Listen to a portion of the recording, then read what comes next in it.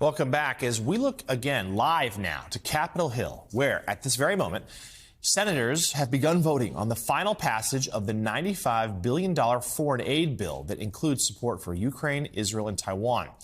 Some Senate Republicans vehemently opposed the bill and gave hour-long speeches overnight to delay the inevitable passage because the legislation did not include border provisions stronger than the bipartisan border package they already rejected. Mind you, a package crafted by their fellow Republicans. Joining us now, President Emeritus of the Council on Foreign Relations, our friend Richard Haass. Richard, good morning. So we just showed those live pictures from the Senate floor.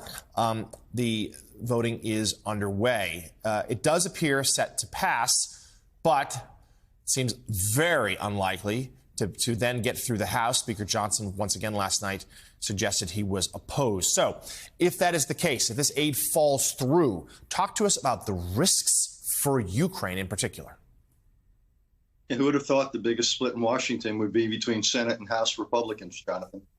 Look, the obvious risks to Ukraine we're already seeing, which is a shortage of ammunition, a shortage of arms. Ukraine has already pretty much shifted to a less resource-intensive defensive strategy. But even that is going to be hard to feed adequately if the United States doesn't provide significant amounts of aid. The Europeans simply don't have the stocks or the production capability, nor do others around the world to fill the gap. So gradually, Russia will begin to regain territory, and that's essentially where we are. It kills any chance of diplomacy because the Russians will see no reason to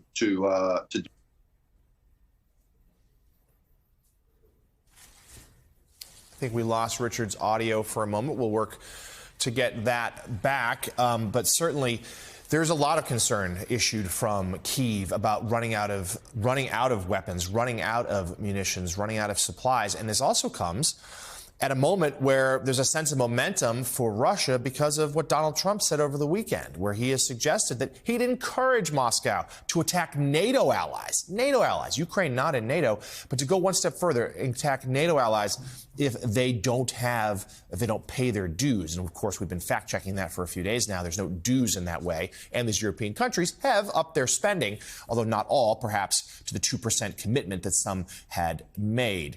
We are continuing to watch now the voting on this $95 billion foreign aid bill. As mentioned, Speaker Johnson last night said, though, that it won't get anywhere in the House. And on the subject, of course, on foreign policy, this also